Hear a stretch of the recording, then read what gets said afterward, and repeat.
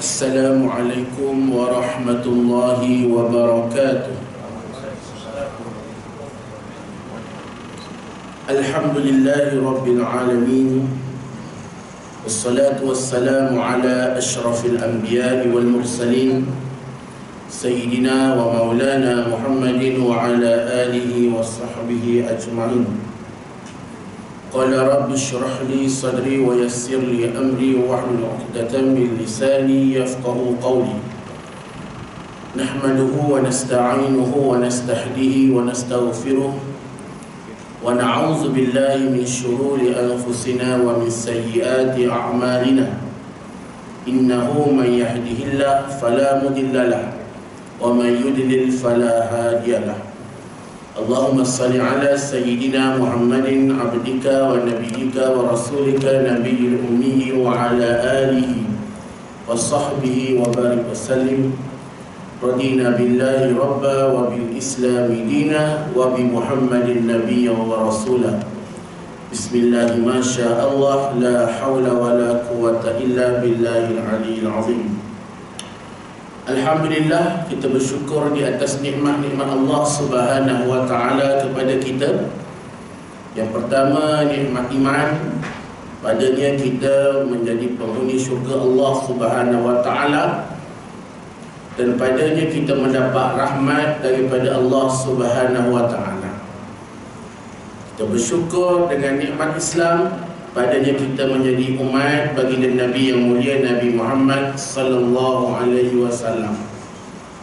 Dan kita merupakan umat yang pertama masuk ke syurga Allah Subhanahu wa taala, dan satu-satunya umat yang mendapat syafaat yang paling besar, iaitulah syafaat yang mampu menggerakkan timbangan amalan, iaitulah syafaat baginda Nabi Muhammad sallallahu alaihi wasallam. Maka perbanyakkanlah selawat ke atas junjungan besar baginda Nabi Muhammad sallallahu alaihi wasallam. Kita juga diberikan nikmat pada malam ini, iaitulah nikmat sihat. Alhamdulillah, semua sihat-sihat belaka. Sihat tubuh badan, sihat berat badan, sihat boleh bernafas, sihat tu. Alhamdulillah. Tanda sihat tu boleh datang. Kita sangka baik yang tak datang tu belum sihat lagi. Alhamdulillah, kita bersyukur kepada Allah Ta'ala. Dan kita juga pada malam ini mendapat satu lagi nikmat. Dengan cerita banyak nikmat Allah beri pada kita, kita mendapat nikmat kelapangan masa. Kita boleh duduk dengan tenang, tanpa memikirkan urusan dunia kita. Kejap lagi kita keluar, kita sambung bab dunia kita balik. Masing-masing ada urusan. Ada yang nak ziarah anak, ada yang ada kerja lagi malam ni, ada lagi lepas ni mungkin nak keluar berjalan, nak balik kampung. Wallahu a'lam semua urusan kita tersebut. Tapi kita syukur 30 minit kita boleh duduk dengan tenang dan jangan panah punggung. Maksudnya jangan duduk dengar kejap dah balik dah. Kalau tidur tak apa, jemaah pada syarat. Duduk dalam majlis ilmu ni dia merupakan satu keuntungan. Sebab apa beruntung? Kerana yang pertama, orang yang datang majlis ilmu dia mendapat maghfirah, keampunan. Siapa datang majlis ilmu, dosanya diampunkan oleh Allah Ta'ala. Yang kedua, bila kita datang majlis ilmu, pastinya kita dapat berada pada satu tempat yang mustajab doa. Di majlis ilmu inilah di antara taman syurga, dan para malaikat dia tidak pergi tempat lain. Kalau di dunia ni dia akan pergi ke majlis-majlis ilmu. Dan kita beruntung berada di tempat yang para malaikat suka berada. Dan yang ketiga, pastinya bila kita datang ke majlis ilmu dapat menambahkan ilmu pengetahuan kita, mendekatkan hubungan kita dengan Allah Subhanahu wa taala. Muslimin dan muslimah yang dirahmati Allah Subhanahu wa taala, yang dimuliakan sahibul fadilah, tuan-tuan guru, para alim ulama yang dihormati saf kami pimpinan masjid Baitul Mahabbah, dan yang diraihkan sidang jemaah yang dirahmati Allah Subhanahu wa taala sekalian. Mudah-mudahan pertemuan kita pada malam ini satu pertemuan yang diredai oleh Allah Subhanahu wa taala. Jadi pada malam ni insya-Allah, kebiasaan kita jumpa waktu pagi, malam ni kita jumpa waktu malam. Memang nampak malam, tak jumpa waktu pagi. Dan kita bersyukur kepada Allah Ta'ala, kita dapat berada pada majlis ilmu dan kita menumbang keberkatan pada majlis ilmu. Malam ni kita keluar sebagaimana kebiasaan kitab yang kita pernah syarahkan. Pada malam ni lebih kepada tajuk persediaan kita. Tajuknya praktikal Ramadan di bulan Syaban.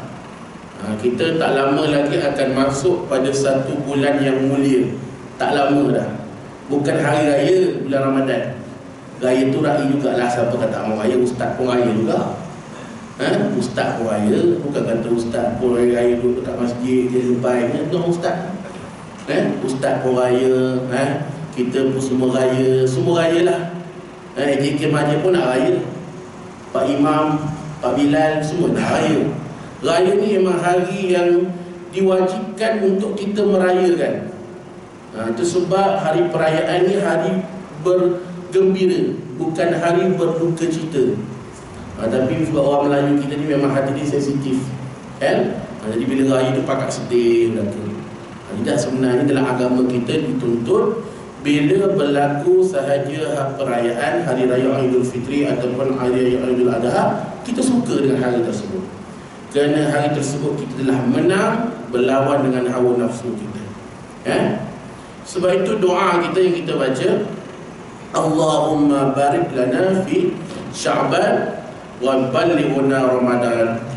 Kita bermohon kepada Allah Ta'ala supaya memberkati kita pada bulan Sya'ban, dan mudah-mudahan kita sampai di bulan Ramadan Al-Mubarak. Dan bila masuk sahaja bulan Syawal nanti, kita berdoa lagi, taqabbalallahu minna wa minkum taqabbal ya karim. Mudah-mudahan Allah menerima amalan kamu dan amalan kami, dan mudah-mudahan amalan itu dihisab oleh Allah, salah satu dari hisab yang mendekatkan kita ke syurga Allah Subhanahu wa taala. Jadi tak lama lagi kita dah masuk mood Ramadan. Ke belum masuk lagi? Ke tak berasa? Duk berasa lama kot. Dia tak lama tuan-tuan. Dah tak lama kita dah nak masuk nisfu Syaban. Satu malam yang baginda Nabi sebut di antara malam keberkatan. Dan kita akan masuk tak lama lagi lepas nisfu tu, memang separuh dah tinggal pun.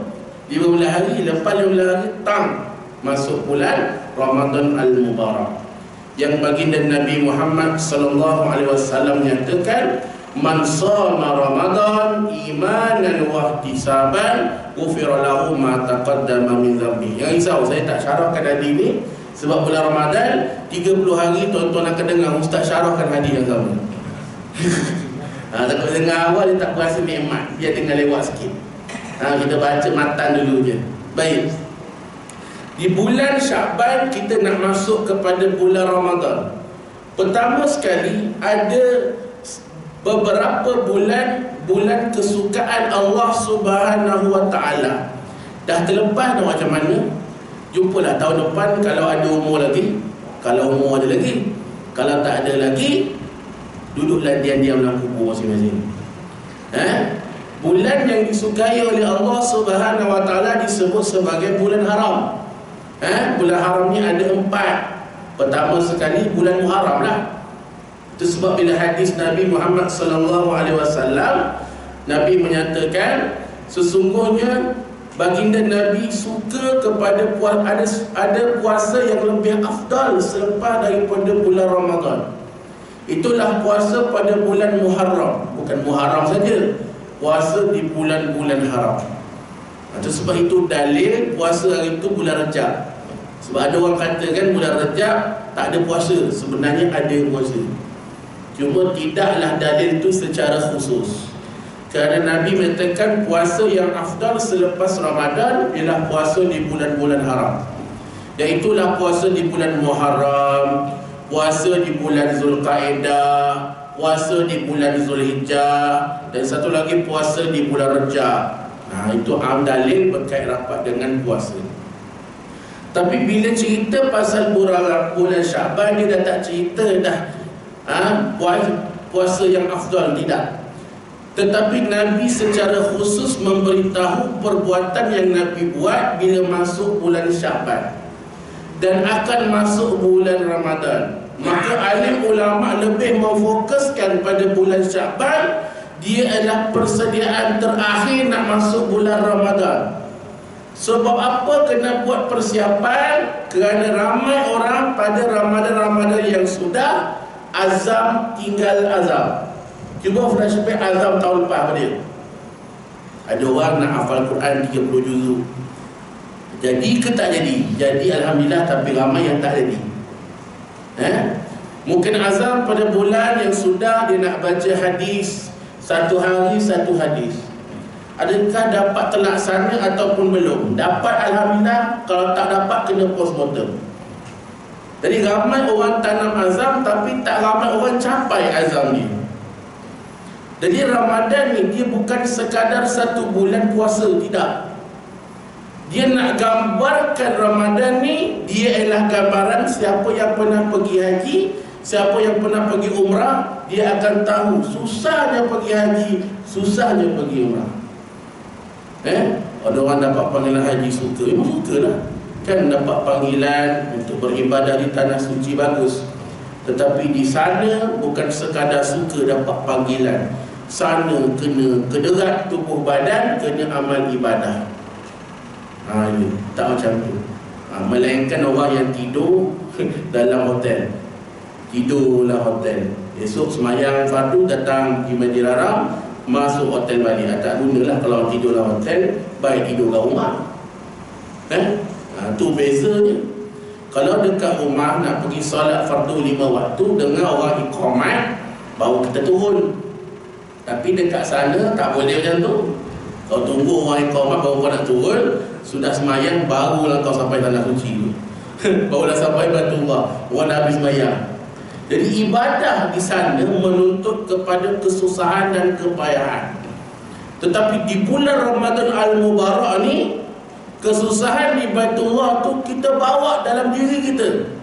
Tiap-tiap orang akan rasa susahnya di bulan Ramadan. Kenapa? Ramadan itu sendiri ialah bulan yang panas. Sekarang pun orang kata nak panas, bulan Ramadan nanti tunggu lagi panas. Itu janji Allah Subhanahu Wa Taala.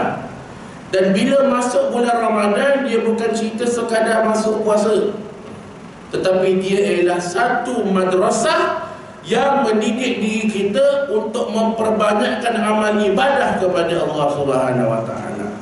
Jadi mukadimah yang padu untuk kita bagi, bulan Ramadan kali ini susah. Bulan panas, mungkin ada yang terputus bekalan air, dan sudah kita maklum beberapa loji air pun sudah mengering. Wallahu alam, kita belum sampai bulan Ramadan yang berlaku kemarau panjang. Tak pernah berlaku. Kita jauh, minta Allah jauhkan kita daripada ujian tersebut. Tapi apa-apa pun Ramadan ni dia memberikan satu ruang pahala yang banyak, dan kita disunatkan untuk mengejar. Tu yang Nabi nyatakan, wahtisaban ghufira lahu ma taqaddama min zambi. Kata Ibnu Jauzi, dalam bulan Ramadan kita disuruh untuk mengira pahala kita. Bukan sekadar masuk, kita kena kira pahala. Pagi ni dapat pahala buat apa, petang dapat pahala buat apa, malam ni pahala buat apa. Nabi suruh kita kira pahala kita dapat. Di bulan Ramadan kita kena tamak dalam amal ibadah. Dia kata tak payah tamak sangatlah ustaz, cukuplah kita ni dengan apa yang ada. Tak, itu urusan dunia memang tak disuruh tamak. Urusan akhirat kita disuruh tamak. Sama juga dengan doa. Dalam doa kita tidak disuruh segan. Dalam doa kita disuruh tamak. Nabi bagi tahu kalau nak berdoa syurga, minta syurga Firdaus. Nabi suruh.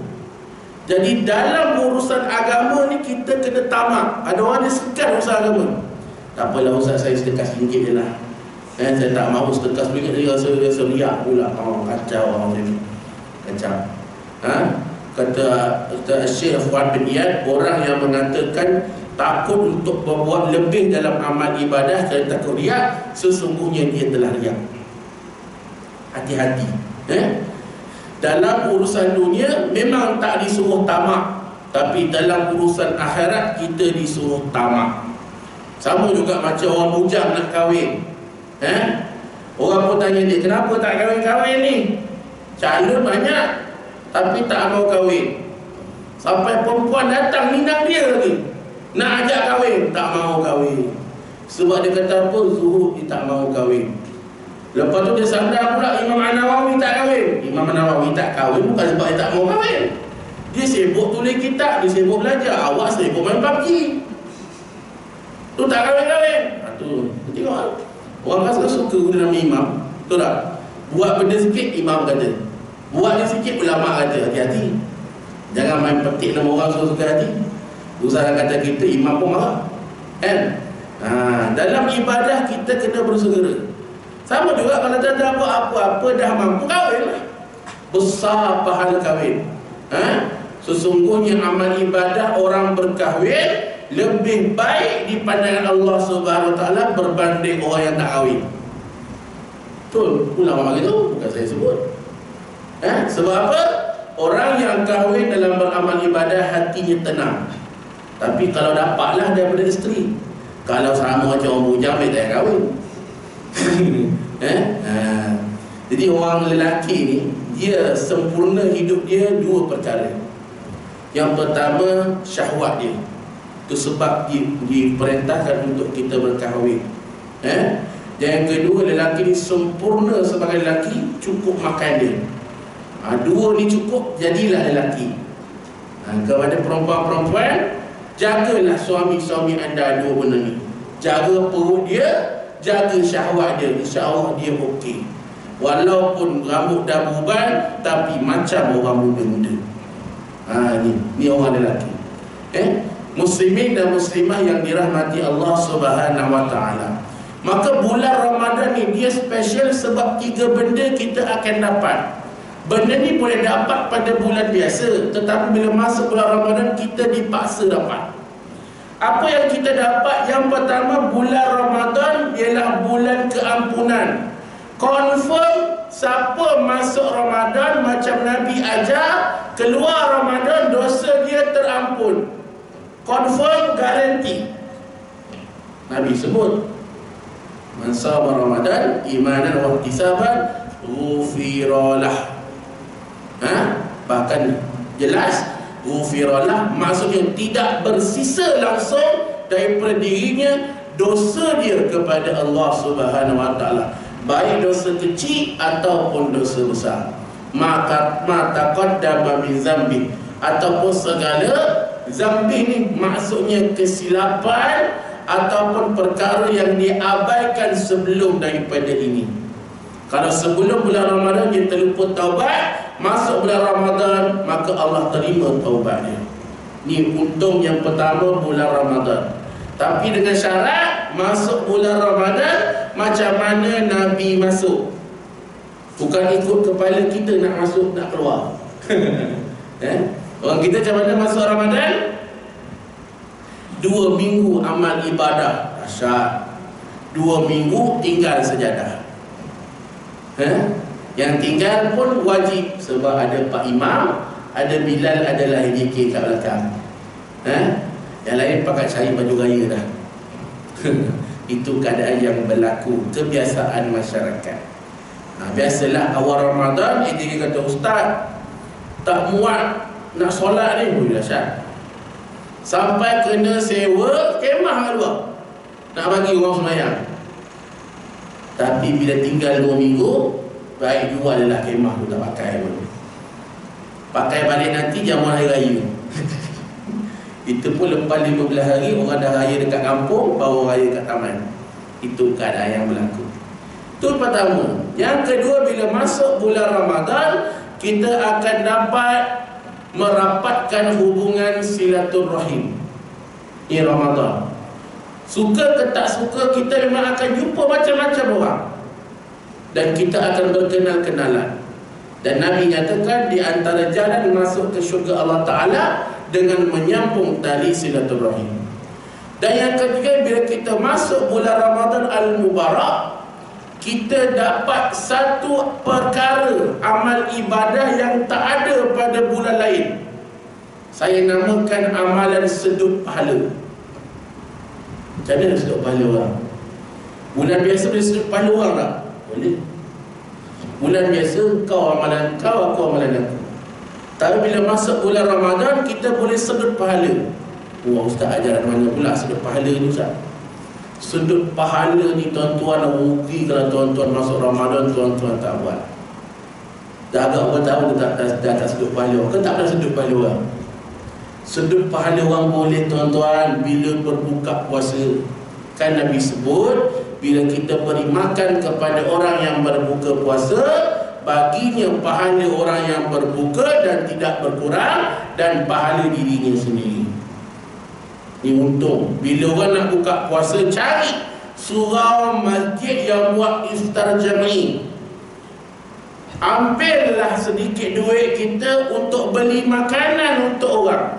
Sebab dalam hadis tu jelas Nabi beritahu, siapa bagi makan orang berbuka puasa, dia dapat pahala orang yang berbuka puasa dan tidak berkurang pahala dia.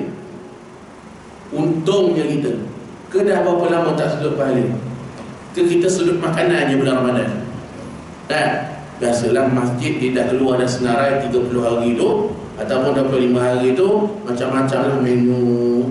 Satu hari 2 lot ke 3 lot, orang pun bayar kan. Lagi maka orang pun datang berbuka puasa kan. Kita tengok je orang mengaku duit tak ada, tak boleh dah sponsor mana orang. Makanan sendiri pun bercatu. Tak? Rugi kalau kita tak ambil tuan-tuan. Mungkin ada orang yang dia tak mampu nak bayar 1,000 satu lot kan. Satu hari 2 lot ke 3 lot, 3,000 boleh baru boleh buat makan jamuan makan orang. Paling minimum lah. Biasanya 3,000. Masjid biasanya 3,000 dah lah, pada sini murah lah. Itu orang alam lah, atas caterer lah benda gitu. Mungkin ada yang masjid yang masak sendiri ke kan. Itu rezeki lah, rezeki jemaah. Tapi biasanya masjid yang memang tak pakai tak masak sendiri, caterer je hantar, minimumnya 3,000 lah. Sekarang ni bukan barang murah, barang mahal lah. Mana dapat murah lagi dah kan, 3,000 lah. Kita tak mampu bertahun-tahun tengok je orang sedekah. Jangan tuan-tuan, rugi. Benda mudah, kalau tak mampu bayar 1,000, bayar murah. Kenapa susah? Pergi bazar Ramadan, kita tengok ada pasar malam tadi, confirm bazar Ramadan pun ada mungkin kat depan tu kan. Sebelum sampai masjid tu, belilah kuih RM15, RM20 kan, mampu. Lepas tu letak dekat tempat orang iftar, dapat makan. Untunglah kita. Lagi untung kalau kita bagi makanan tu dekat orang yang memang ustaz-ustaz, alim ulama, tuan-tuan guru yang datang, ahli-ahli zikir yang datang, lagi untung. Sebab tu nak sedekah ni pun tengok orang. Kalau jadi tidur manjang, baik tak sedekah dia, tak ada manfaat tu. Dia pun pulang Ramadan tidur. Orang tarawih 20 rakaat dia tidur. Orang tadarus tidur, tak payah. Orang macam ni tak payah, tak ada sedut. Pahala pun tak ada benda. Sedut dekat orang banyak pahala. Budak-budak tafiz kan, anak-anak yatim, tuan-tuan guru yang datang, pak-pak imam, pak bilal. Siap nama lain, siap lagi banyak amal ibadah dia. Tak, kita dah dapat siap di kemah barang tidak, dia berzang rumah, dia berfikir. Kita siap pun best juga tuan-tuan. Zaman Rasulullah SAW ada siap di Masjid Nabawi, tapi siap dalam zaman Rasulullah dia perempuan, bukan lelaki. Kita siap lelaki, tak kisahlah. Mu nak panggil noja ke siap ke sama lah. Nak panggil apa lagi, master pun boleh. Tak. Nabi ada seorang siap, nama dia Ummu Mihjan. Waktu dia hidup, dia komplain dekat Nabi, ya Rasulullah, saya hidup susah. Duduk dekat Masjid Nabawi ni pun, kemah Masjid Nabawi pun dapat upah daripada Nabi. Ada bukan tak ada. Tapi apa kata Nabi kepada Ummu Mihjan? Wahai Ummu Mihjan, sesungguhnya apa yang kamu buat ini salah satu daripada amalan yang membawa kamu ke syurga. Dan aku tidak melihat engkau melainkan tempat engkau dalam syurga Allah Subhanahu wa ta'ala. Dia bila dengar Nabi kata macam tu, menangis di depan Nabi, ya Rasulullah, sekali doa engkau itu benar, maka aku terus berkhidmat sampai umur aku diambil oleh Allah Subhanahu wa ta'ala. Bahkan satu hari Nabi mimpi, Nabi bertemu dengan Ummu Mihjan dalam syurga Allah Subhanahu wa ta'ala. Mimpi Nabi dah bukan macam mimpi kita. Mimpi Nabi ni benar lah. Sebab Nabi bukan kita. Itu untungnya. Jangan pandang hina orang atas martabat di atas dunia. Boleh jadi martabat dia tinggi di hadapan Allah Subhanahu wa ta'ala. Jadi pendek kata, bulan Ramadan ni kita boleh simpulkan 5 perkara yang kita akan dapat. Yang pertama, kita akan dapat rahmat. Yang kedua, kita dapat maghfirah. Yang ketiga, yang kita akan mendapat kebaikan yang banyak berdasarkan amalan-amalan yang sedikit. Yang keempat, kita akan mendapat keamanan. Dan yang kelima, kita akan mendapat kenikmatan. Inilah perkara yang kita akan dapat dalam bulan Ramadan. Seorang ulama dalam kitab Lataiful Ma'arif karangan daripada Syekh Ibn Rajab Al-Hambali mengatakan, Ramadan ni dia adalah gambaran bermula daripada bulan Rejab. Bulan Rejab kita meletakkan anak benih dan kita siram. Bila masuk bulan Syaban kita menyiram anak benih. Dan bila bulan Ramadan kita mengambil bahagian yang kita siram tadi. Itulah yang dinyatakan oleh Syekh Ibn Rajab Al-Hambali. Maka di bulan Rejab yang dah sudah, di bulan Syaban, maka Syaban ni dia ialah pertengahan nak masuk kepada bulan Ramadan. Maka apa yang Nabi buat di bulan Syaban dan apa yang Nabi buat di bulan Ramadan. Hadisnya agak panjang, saya simpulkan pada satu ringkasan.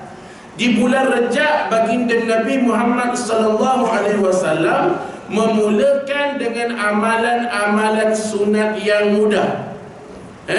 Di bulan Rejab Nabi bermula dengan berpuasa di bulan Rejab.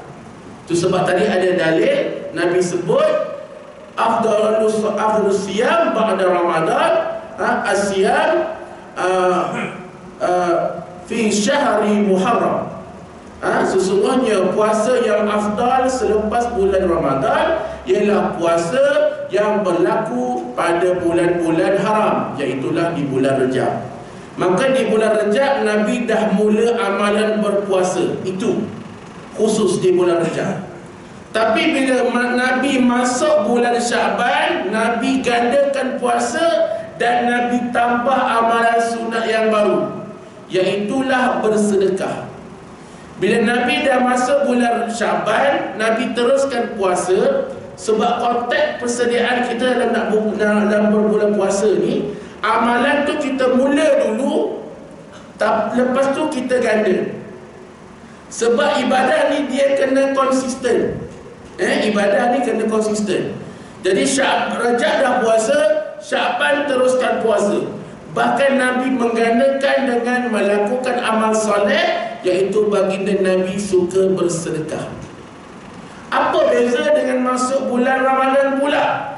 Nabi teruskan amalan berpuasa sebab memang dah wajib berpuasa. Ke ada orang tak puasa? Tarawih je, puasa tidak, kacau juga. Puasa je tapi tak sembahyang, kacau juga. Tapi wujud je orang macam tu. Kan? Puasa terus, Nabi tambahkan amalan sedekah. Dan Nabi tambah lagi satu amalan. Yang ni tak berapa ringan juga, sikit lah. Apa Nabi buat? Nabi tutup pintu bilik isteri-isterinya dan Nabi beriktikaf di rumah Allah Subhanahu wa ta'ala. Jadi gambaran buat kehidupan salafus soleh pada bulan Ramadan, mereka menghidupkan malam-malam bulan Ramadan. Yang ni kita mungkin tak dapat sepenuhnya lagi. Kita paling kurang pukul 11 tutup lampu lah. Biasa kita macam tu. Tapi salafus salih sepanjang malam mereka isi dengan amal ibadah. Tetapi Nabi confirm 10 malam terakhir Nabi bermunajat di rumah Allah Subhanahu wa ta'ala. Sebab itu tahun ni kita kena tanam azam baru. Iktikaf 10 Ramadan macam hari Jumaat. Ni kempen baru lah. Biasa subuh macam Jumaat kan, yang sekarang ni kempen kan. Lepas ni kita buat kempen 10 malam terakhir iktikaf sebagaimana pada tengah hari Jumaat. Ini kita kena usaha untuk buat. Okey, baik. Di bulan Ramadan kita kena ubah satu mindset kita. Apa dia mindset dia? Orang kita ni dia ada mindset salah antara amalan fardu dengan amalan sunat.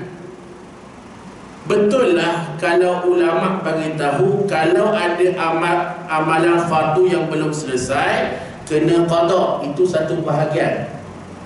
Tetapi orang kita ni dia ada satu mindset yang salah tentang amalan sunat. Dia sunat macam mana dia kata? Tak buat tak dapat dosa, buat dapat pahala. Yang ni kena ubah. Sepatutnya mindset kita pada amalan sunat ni, kalau tak buat rugi, buat untung. Kena simpan dalam mindset kita, kita nak untung. Macam Ustaz Syamsul dapat bagi tahu tu kan, beza gendang Melayu, gendang India, gendang Cina. Kalau gendang Cina tu untung kan. Kalau India dia ada rugi sikit, tak untung rugi kan. Kalau Melayu ni pula memang rugi. Ni mindset kena buang. Ni asal orang Melayu je rugi. Dia kena buang lah. Patutnya orang Islam ni dia kena ada mindset untung. Bulan Ramadan ni bulan Allah bagi pahala banyak. Tapi kita janganlah terlalulah kita ni segan nak dapat pahala. Kita tahu ni kena jadi orang tamak dengan pahala. Jadi dalam beramal ibadah ni, Allah Subhanahu wa taala menyatakan melalui lisan baginda Nabi Muhammad sallallahu alaihi wasallam, la yudkhilu ahadan minkum amaluhul jannah wala yujiruhu minan nar wala ana illa birahmatin minallah. Tidak ada amalan seseorang yang boleh memasukkan seseorang ke dalam syurga dan menyelamatkan seseorang juga daripada api neraka. Sahabat tanya dekat Nabi, adakah begitu juga engkau wahai Rasulullah? Benar, aku juga begitu. Memang amal ibadah kita tak boleh bawa masuk kita syurga Allah Ta'ala. Tidak, sembahyanglah 1000 waktu, kalau bukan kerana Allah Ta'ala, maka amalan itu tetap tak diterima. Tetapi kita kena faham satu perkara, bahawa untuk mendapatkan rahmat Allah Ta'ala mesti melalui daripada amal ibadat. Tiada amal ibadat maka tiada rahmat Allah Ta'ala. Walaupun amal ibadat tak bawa masuk kita ke syurga, tapi amal ibadat juga mendatangkan rahmat yang menyebabkan kita dapat syurga Allah Subhanahu wa Ta'ala. Kerana apa? Pahala ni, bahasa mudah kita, dia ialah tiket dan duit kita di alam sana nanti. Orang yang paling tinggi martabat di hadapan Allah Ta'ala ialah orang yang paling banyak beramal kerana Allah Ta'ala. Dan orang yang paling beruntung di hadapan Allah Ta'ala ialah orang yang banyak mengerjakan amalan-amalan sunat. Allahumma salli ala Sayyidina Muhammad wa ala alihi wa sahbihi wa sallim. Imam An-Nawawi mengatakan, martabat hamba yang paling tinggi di hadapan Allah Ta'ala ialah martabat ahli ilmu. Maka nak beribadah wajib dengan ilmu. Tiada ilmu tak sah ibadah. Itu sebab mengaji, belajar ni hukum dia wajib, bukan benda sunat. Wajib belajar. Kerana dengan kita belajar sempurna ibadat kita. Itu satu. Antara orang beriman yang paling baik di hadapan Allah Ta'ala ialah orang beriman yang beribadah ikhlas kerana Allah Subhanahu wa Ta'ala. Di antara hamba-hamba Allah Ta'ala, martabat yang paling tinggi iaitulah mereka yang beribadah kerana takut kepada Allah Ta'ala. Dan di antara orang yang mencari amal pahala, orang yang paling banyak ialah orang yang berdagang dalam mencari pahala. Di antara orang yang ngiur tengok nikmat Allah Ta'ala ialah orang yang berkira-kira pahala untuk masuk syurga Allah Ta'ala. Inilah yang disebut oleh Imam An-Nawawi rahimahullah ta'ala. Pahala ni dalam Islam dia sebenarnya tak ada perkataan pahala. Pahala ni perkataan Sanskrit. Pala. Tu yang ada buah pala tu kan. Itulah. Tu asal perkataan dia. Pala dosa. Itu bukan perkataan bahasa Arab. Itu bukan juga perkataan bahasa Melayu. Dia perkataan Sanskrit. Iaitu perkataan asal dalam bahasa India. Bukan bahasa India lah, perkataan asal. Ibu orang India pun dah tak pakai Sanskrit dari ni. Melainkan dia punya tokoh agama, dia tahu, itu pun tahu-tahu sikit, tak tahu banyak. Baik. Dalam Islam, pahala ni ada dua. Yang pertama ajrun, yang kedua sawab. Apa beza ajrun dengan sawab? Ajrun ni dia membawa maksud ganjaran ataupun upah. Jadi bila kita buat satu amalan, Allah bagi upah. Itulah dia pahala. Berbeza dengan sawab. Sawab ni bila kita buat, kita akan dapat kebaikan yang banyak. Dia beza berkait upah dengan sawab ni lah. Upah sekali je dapat, tapi sawab pun kita dapat banyak kali. Tu Allah SWT sawabun Allah SWT sawabal akhirah tu'tihi minha. Itu yang Allah nyatakan. Kami berikan pula kepada pahala akhirat itu, dan kami beri balasan kepada orang-orang yang bersyukur. Jadi martabat paling tinggi ahli ibadah, beribadah dengan syukur. Siapa bersyukur dengan nikmat Allah bagi, pahalanya, kebaikannya tidak putus-putus. Itu beza dia. Allah tak sebut ajrun dekat situ, Allah sebut sawabal akhirah, iaitu upah yang berkekalan kepada orang yang bersyukur atas nikmat Allah Subhanahu wa taala. Jadi kita kena dapat sawab, bukan ajrun. Ajrun ataupun ujrah sama lah, tu upah. Kita nak upah sekali ke upah banyak kali? Banyak kali lah. Macam orang dapat STR lah yang kaya bagi. Dapat sekali ke dapat banyak kali? Nak banyak kali lah. Itu. Dan cara nak dapat, beribadah dengan syukur kepada Allah Subhanahu wa ta'ala. Baik. Di zaman baginda Nabi Muhammad sallallahu alaihi wasallam, ada seorang sahabat bagi tahu kepada Abdullah ibnu Umar, iaitulah hadis daripada Abu Hurairah, iaitu Allah SWT Muhammad, man attaba'a janazah muslim imanan wa ihtisaban wa kana ma'ahu hatta yusalla 'alaiha wa yafrugha min dafniha fa innahu yarja'u min al-ajri bi qiratain. Siapa yang ikut jenazah daripada rumah dia pergi tanah perkuburan, maka dia dapat pahala dua qirat. Siapa yang ikut jenazah daripada rumah tapi tak iring pergi tanah perkuburan, dapat 1 qirat. Siapa yang tak ikut dekat rumah tapi dia datang kat tanah perkuburan, dia dapat 1 qirat.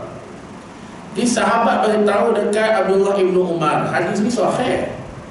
Ibnu Umar kata, tak logik hadis ni. Tak logik. Macam mana boleh dapat pahala besar macam tu? Bukan susah, iring pergi tempat jenazah je, kan? Mula-mulanya Abdullah ibnu Umar tak percaya. Dia jumpa Sayyidatina Aisyah, dia bagi tanya, betulkah hadis sahih? Hadis ni sahih. Itu untungnya kita cari pahala dan amal ibadah. Sahabat-sahabat sendiri memang cari pahala, walaupun kita disuruh mendapat rahmat, tapi pahala juga dituntut untuk kita mencari. Kita boleh lalu kepada azan terlebih dahulu, insyaAllah.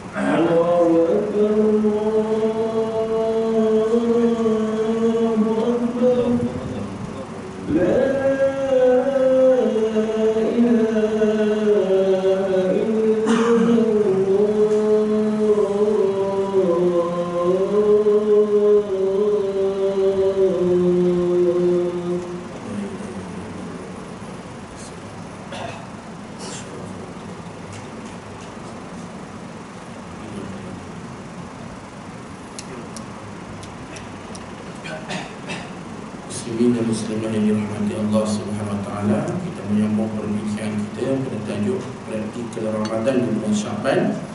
Saya mohon kita ambil sedikit masa untuk kita habiskan perbincangan kita, insya-Allah. Jadi hadis daripada Ibnu Umar pada menyatakan hadis yang diriwayatkan oleh Abu Hurairah. Pada awalnya Ibnu Umar mengatakan tak patut, dapat pahala ni banyak sangat, kan? Kerana yang dinyatakan hadis yang diriwayatkan oleh Abu Hurairah tersebut, siapa yang ikut jenazah pergi ke tanah perkuburan, dia dapat pahala 2 qirat. Kalau dia berada di rumah tapi tak pergi kubur, 1 qirat. Kalau dia tak pergi di rumah, dia pergi ke kubur, dapat 1 qirat. Pergi dua-dua, dapat 2 qirat. Jadi 1 qirat ni Nabi umpamakan sebesar Bukit Uhud.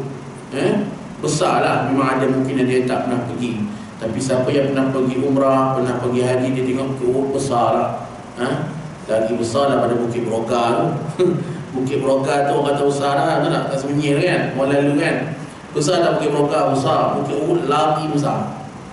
Bukit Uhud ni kata ulama, bukan ulama, kata ahli kaji bumi, lebih kurang 60 ke 70 kilometer keliling itu.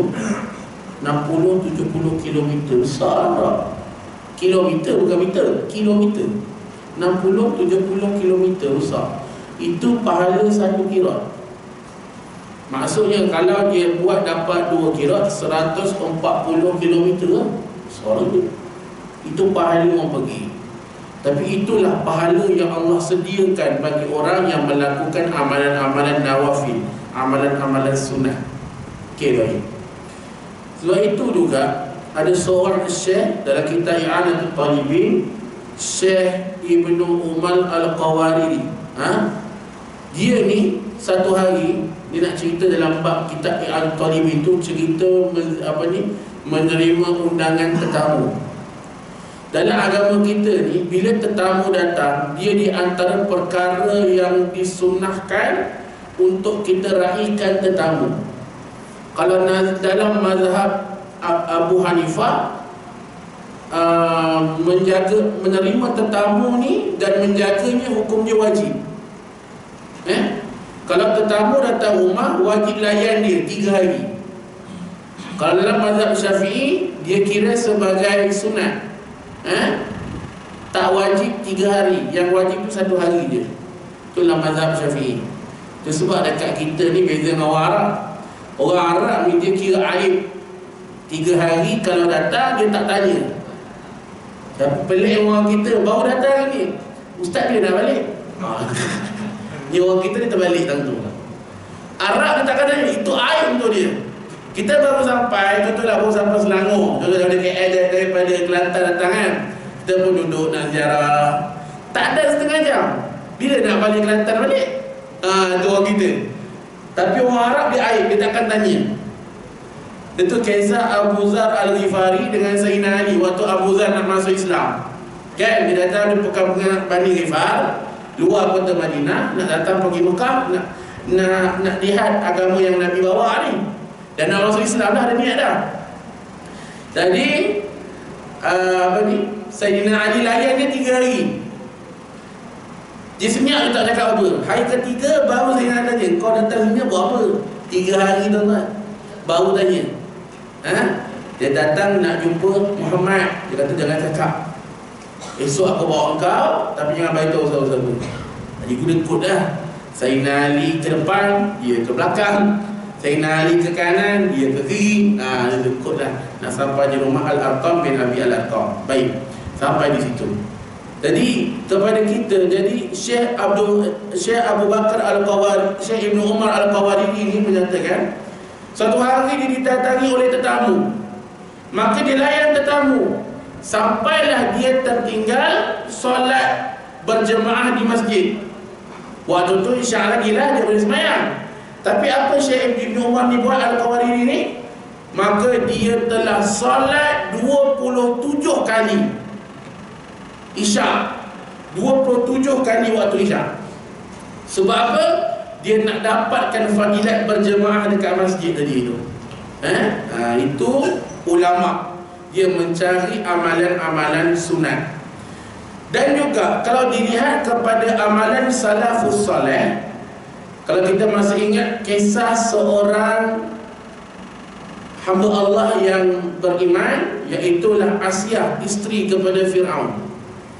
Asiyah ni martabat dia perempuan yang pertama di dalam syurga Allah Subhanahu wa ta'ala.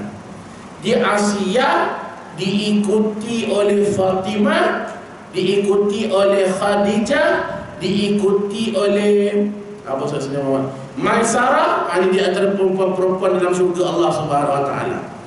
Asiyah ni sendiri dalam amal ibadat dia dalam doa dia minta kepada Allah Ta'ala supaya dia dimasukkan dalam syurga dan diberikan kepada kekuatan untuk berhadapan dengan suaminya Fir'aun.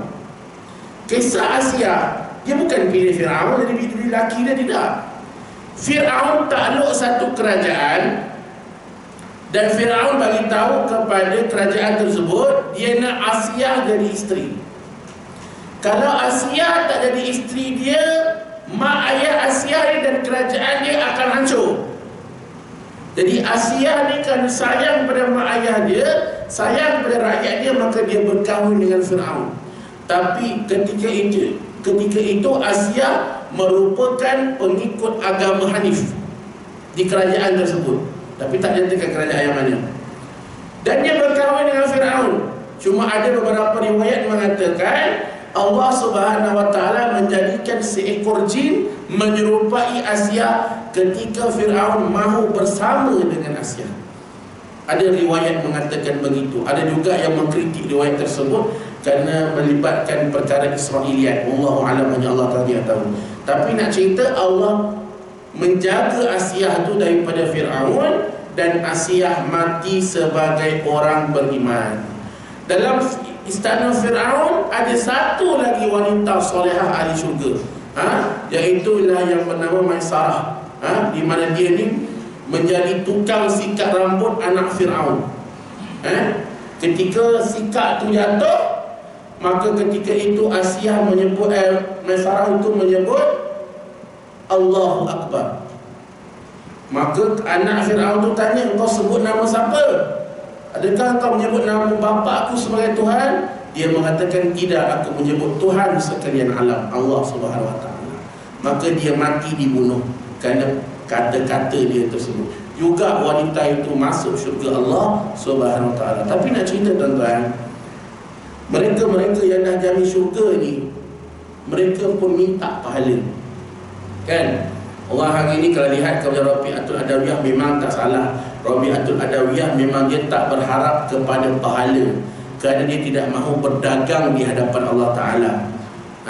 Tetapi di kalangan wanita-wanita salafus salih juga, mereka minta pahala ataupun ajrun, upah daripada Allah atas ketaatan yang mereka buat.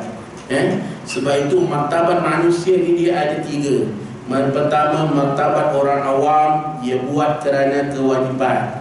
Martabat saudagar, mereka beramal untuk mendapat upah. Martabat orang muqarrabin, orang yang dekat dengan Allah Ta'ala, dia beramal sebab nak redha Allah Subhanahu Wa Ta'ala. Jadi martabat dia memang ada dalam masyarakat. Tapi kita lihatlah diri kita ni berada di mana. Baik, nak masuk bulan Ramadan nanti, 4 perkara kita jangan tinggal untuk kita buat. Nombor 1, saya nak share benda-benda mudah je, nak tutup ni. Yang pertama, daripada sudut makanan, kita buat benda simple. Tahun ni tolong pilih kurma. Dia ada kurma kan? Jangan duk ingat kurma yang dapatkan masjid, itu satu. Yang pertama, kurma yang Menteri Besar Selangor bagi nanti, yang kita tahu akan dapat, yang warna kuning tu kan, ini bersusun dekat depan masjid nanti. Dah kena dah tahun lepas. Banyak kurma, tak habis. Pergi masjid, ustaz kurma, dia nak habiskan stok yang ini bagi tu, dia bagi ustaz. Pergi lagi kuliah, kurma. Dia tu tak akan pernah buat kuih kurma ke raya tu, kan? Kurma banyak. Tapi Nabi dalam sudut berbuka puasa dan bersahur, ada 3 kurma kita kena kenal. Yang pertama, kurma tamar. Yang kedua, rutab. Yang ketiga, balah. Bukan balah bergaduh, bukan. Nama kurma tu balah. Okey, baik. Nabi waktu bersahur, Nabi makan tamar. Bila Nabi berbuka, Nabi makan rutab. Balah ni tak sunnah. Yang sunnah 2 kurma. Kurma ni ada 300 jenis kurma. Kurma jual lah benda semua kan. Tapi ambil yang 2 tu yang basic. Apa beza tamar dengan rutab? Tamar ni kering. Kalau kita pergi kedai kurma, goyang-goyang kering tu. Yang tu waktu sahur. Waktu berbuka nanti makan kurma rutab. Pergi beli kat kedai dengan berat-berat tu, tu rutab. Ambil yang tu. Sebab sunnah yang mudah. Pak makan yang bukan payah apa pun. Pilih kurma, tu nombor 1. Yang kedua, bila dah masuk bulan Ramadan, tolong tahun ni jangan lupa sedut pahala macam awal tadi. Saya tak setuju setengah orang kan, dia kata orang pergi bazar Ramadan membazir. Jangan kata gitu tuan-tuan. Orang bazar Ramadan tu berniaga, dia cari rezeki halal dengan Allah Ta'ala. Kita boykot pula sebab orang tak datang. Jangan buat itu saja. Kamu nak masak kat rumah, masak. Jangan mengata orang yang tak masak. Kat sana pun orang cari rezeki. Di bazar Ramadan bukan membazir tuan-tuan. Kalau tuan-tuan datang bazar Ramadan nak makan seorang-seorang, tu namanya muntah darah. Pergi bazar Ramadan, beli banyak-banyak, letak dekat masjid, orang buka puasa, kongsi ramai-ramai, itu bagus. Tapi kalau beli banyak-banyak, nampak ayam golek, beli ayam golek, nampak murtabak, beli murtabak, nampak pula puding yang tembikai berjenis-jenis kan, beli yang tu pula, dah tu makan, dah sudah tak pergi tarawih. Kalau tarawih, isyak pun tak pergi sembahyang. Itu tak boleh lah, membazir. Jadi kalau beli banyak-banyak, sedekah pada orang tempat buka puasa, itu nombor 2. Yang ketiga, bila kita di bulan Ramadan, jangan tinggal satu benda. Ada seorang ulama, seorang ulama, dia ni bila masuk Ramadan, dia buat 2 benda je. Yang pertama, dia masuk Ramadan, dia stop dia punya pengajian. Yang pertama, dia banyak baca Quran di masjid. Yang kedua, sebelum buka puasa, dia akan bagi makanan dekat orang. Ini ulama. Itu dua amalan mudah bagi kita. Dan yang ketiga, di bulan Ramadan juga dituntutkan kepada kita apa dia? Menyambung tali silaturahim. Jumpa balik. Yang dah lepas-lepas PRU lepas-lepas kan, yang bergaduh yang nak mati tu, jumpa balik lah. Udahlah, dah setahun apa berlalu dah. Jumpa balik. Jangan duk bergaduh tak sudahan. Jadi inilah di antara perkara dituntut kepada kita. Jadi persediaan kita di bulan Syaban ni dua Nabi buat. Yang pertama, memperbanyakkan puasa. Dan bermula bulan Syaban ni latih diri untuk bersedekah. Bersedekah. Tak kira lah ustaz pun sedekah, orang awam pun bersedekah juga. Sama-sama bersedekah kerana Allah Ta'ala.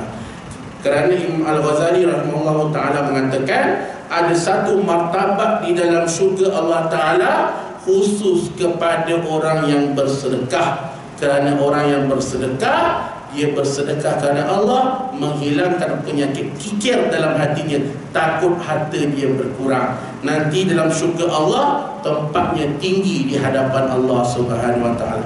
Kalau ustaz, tinggilah martabat dia. Kalau tak ustaz, tinggi juga martabat dia. Mungkin ada tengok, dia ni jemaah aku ni, tinggi martabat dia dalam syurga Allah Ta'ala. Yalah, dia sedekah, awak tak sedekah. Ni pun kita tengok juga. Dan Nabi juga pernah menyatakan dalam satu hadis dalam peristiwa Mi'raj, ada seorang lelaki, Nabi melihat dalam api neraka. Hadis itu sahih. Lidahnya digantung di tiang api neraka dan ditancapkan dengan gunting daripada api neraka. Nabi tanya kepada Jibril, siapakah dia? Maka jawab Jibril, inilah di antara umatmu, dia menyuruh orang buat baik tapi dia tak buat benda yang baik. Ini juga peringatan kepada kita. Sambil kita ajak orang buat baik, kita juga kena buat.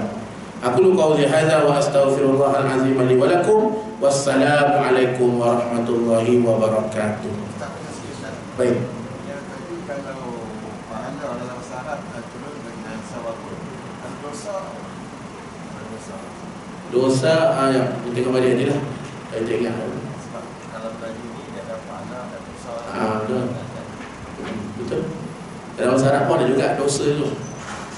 Mana perkara yang membawa kepada api neraka Allah Subhanahu Wa Ta'ala. Kita akan tengok balik je lah ayat tu. So syarat kan kaya kan. Yang tadi dua tu memang dalam perbincangan pahala. Pahala ni tak ada dalam bahasa Melayu. Dalam bahasa Arab, dalam bahasa Melayu disebut sebagai upah, ataupun ajrun, ataupun sawabun. Okey, baik, insyaAllah. Dia ada rezeki pertemuan akan datang, kita lihat perbincangan tu insyaAllah. Wassalamualaikum warahmatullahi wabarakatuh.